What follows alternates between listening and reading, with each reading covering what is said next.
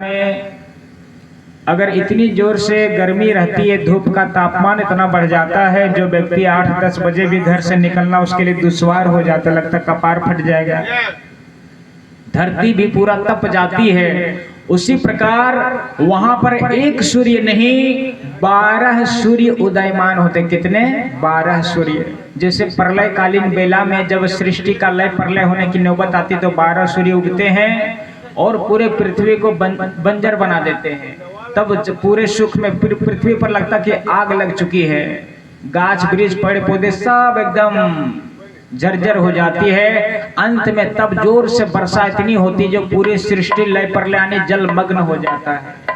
उसी प्रकार उस नगर में 12 सूर्य उदयमान होते हैं और इतनी ताप पड़ती है, उस नगर के बालू इतना गर्म हो जाता है जैसे बालू को भूंजा, जिस प्रकार माताएं लोग भूंजा भूंजने के लिए खपड़ेल में बालू को गर्म करके एकदम लाल किया जाता है, उसी प्रकार वहां के बालू ताप के कारण एकदम लाल हो जाते हैं, तप संतप्त एकदम उष्ण गर्म हो जाता है।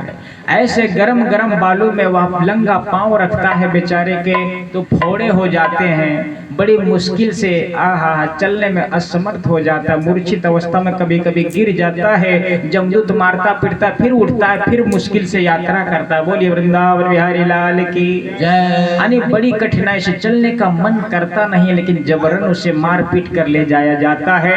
अंत में विचार करता है चलत डगरिया तेरा जल पाऊं रे, चलत डगरिया तेरा जल पाऊं रे, जुनियों से दूर बा बलमुआ के गाँव रे, दुनिया से दूर बा बलमुआ के गाँव रे। चलत डहरिया चलत डहरिया तेरा जल पाऊं रे, चलत डहरिया तेरा जल पाऊं रे, दुनिया से दूर बा बलमुआ के गाँव रे, दुनिया से दूर बा बलमुआ के गाँव रे, दुनिया से दूर बा बलमुआ के गाँव रे, दुनिया से दूर बा बलमुआ के गाँव।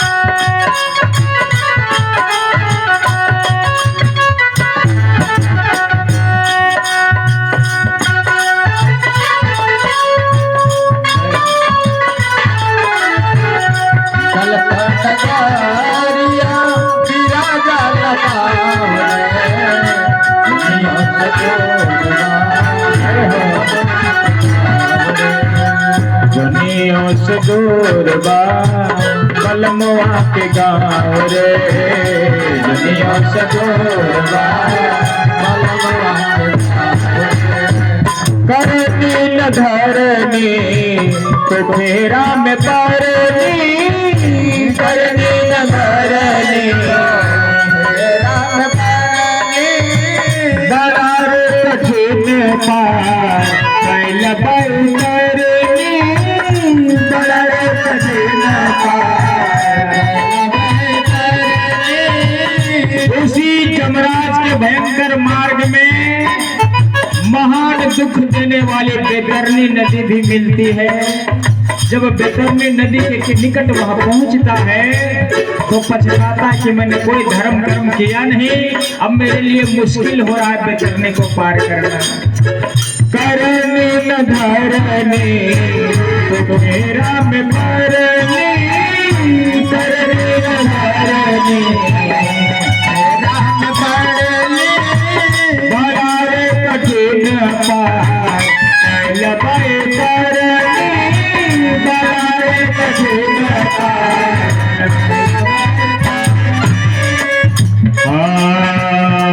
बीच दरिया में, बीच दरिया में लेके हो नाव रे, बीच दरिया में लेके हो नाव रे, दुनिया से दूर बा बलमुआ के गाँव रे, दुनिया से दूर बा बलमुआ के गाँव रे, दुनिया से दूर बा बलमुआ के गाँव रे, दुनिया से दूर बा बलमुआ के गाँव रे।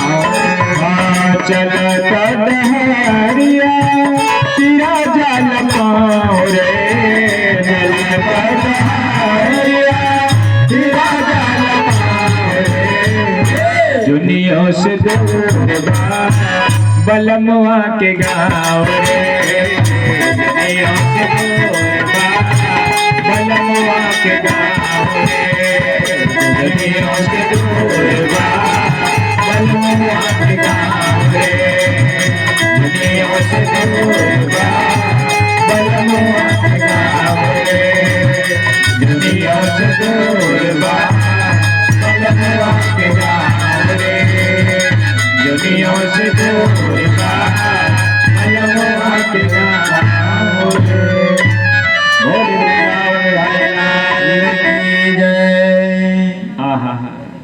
इतनी कठिन यात्रा बड़ी मुश्किल से करता है।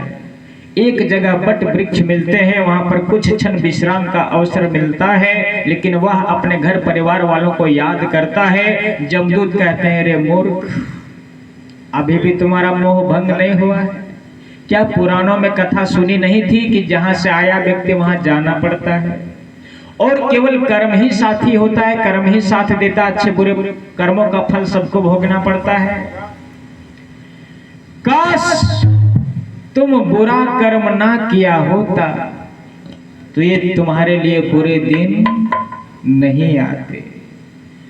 तुम्हें इतना भी अवसर नहीं मिला, ना तो अतिथियों का सत्कार किया, ना ब्राह्मणों का किया, ना देवताओं के पूजन की, ना पितरों का तर्पण किया, ना गौ आदि की सेवा की, ना जन कल्याण का कोई काम किया, कोई परोपकार का ऐसा कोई विचार नहीं लाया मन में।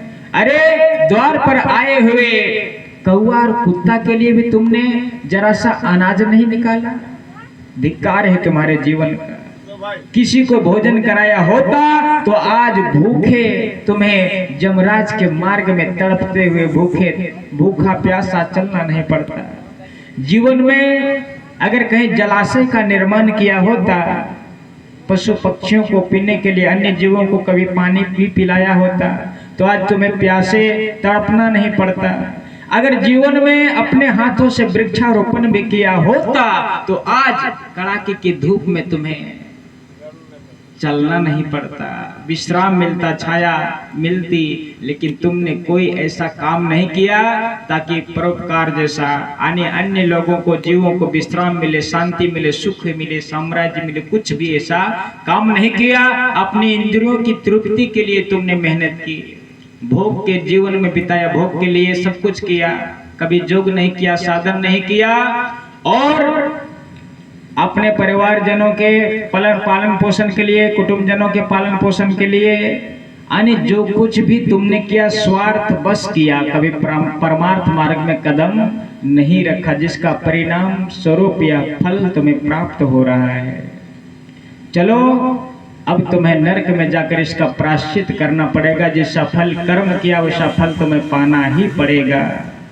आगे अगर पाप ना किया होता तो ये जमपुरी जाना नहीं पड़ता, जमलोक नहीं जाना पड़ता, क्योंकि कचहरी वही है, वहीं पर तुम्हारा जो है, जिस प्रकार कोर्ट में जज लोग सजा सुनाते हैं, किस नरक में जाकर के, किस जेल में जाकर के कितनी दिन तक अवधि तक सजा मिलेगी, जिस कर्म का अलग अलग, सबका कर्म का सजा अलग अलग है, उसी प्रकार कचहरी में जाकर के, जमपुरी में जाकर के तुम्हारा वहीं हिसाब किताब होगा, और वहीं से तुम्हें जो है सजा मिलेगी या रिहा होगा, सब कुछ वहीं होगा, बेल होगा या जो भी कुछ होगा वहीं होगा।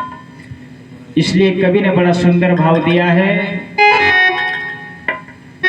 एक दिन जाओगे जमराज के कचहरिया।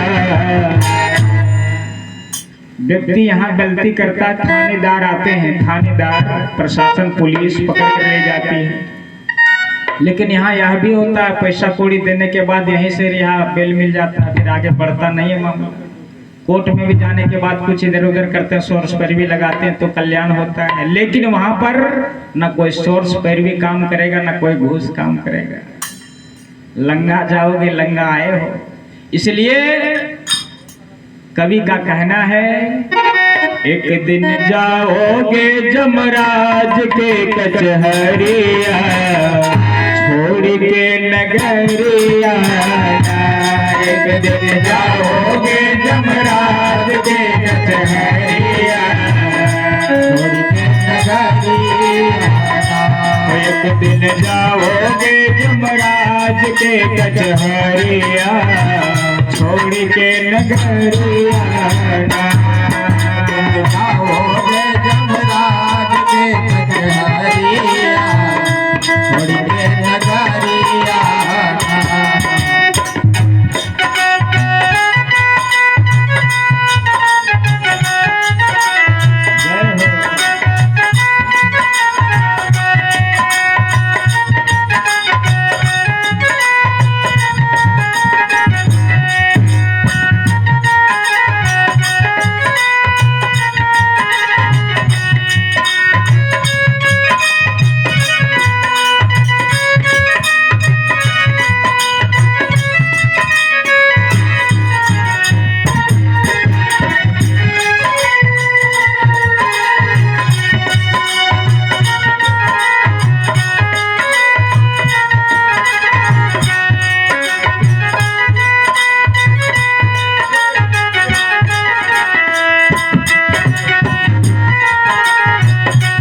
एक दिन जाओगे जमराज के कचहरिया, छोड़ के नगरिया।